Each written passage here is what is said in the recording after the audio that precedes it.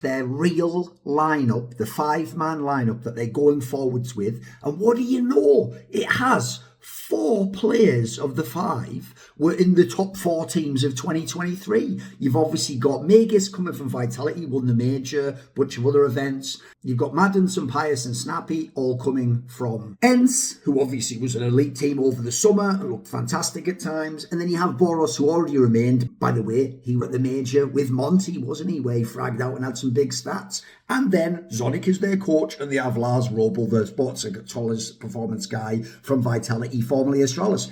Suddenly, that looks pretty good, right? But this is weird because this news shows how this leaker culture and people on Reddit thinking they know what they don't know and then making that a base fact that they build this assumption from a whole house of cards that never ever made any sense and draw all these conclusions. And in the end, after the whiplash and the narratives, it's you, the random pleb fan, that looks stupid. Not any of the people involved in these deals you had no clue about at all, and the leakers never even gave you a hint towards. Like, everyone said to me, oh, Falcons has failed in building the super team they promised us. When did they promise a super team? When did they say that at all? Wasn't it Nico that approached Falcons and then they started to build a squad where, because you got Nico, they were attracting some of the biggest names and making bids for big players. But people make it sound like, because they decided Zonic only went there for the bargain for a super team, that because they didn't immediately have a super team, first attempt in terms of the leaks, that meant they failed completely and Zonic's a moron for going there. Now he's just got bombs. I was even told he's going to be playing with just the French players that he's turned down. How's that worked out for you?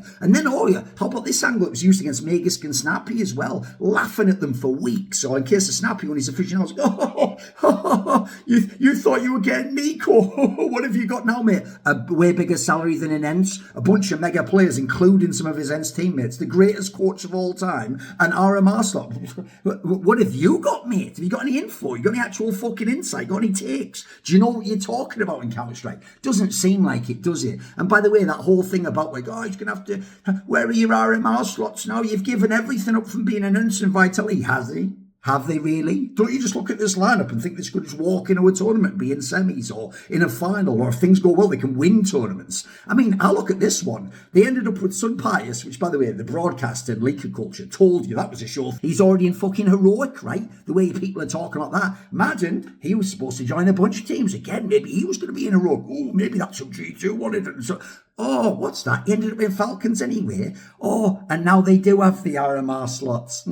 Weird how that works. So you've got Madden, mega workhorse player that loads of people wanted. Snappy's a world-class IGL, contender for best IGL of the year. You got Megis, one of the best ever to do it from his role, reigning major champion as well. Put 4 of them motherfuckers on the board, by the way. Zonic's the greatest coach of all time. Only Boros is a question mark. And by the way, we saw him flag out of the major. His skill is undeniable. And he has Zonic and Snappy to shape him and to work with him and make him in. And even if that doesn't work out, you're one piece away from being potentially the #1 team in the world. And what's that position?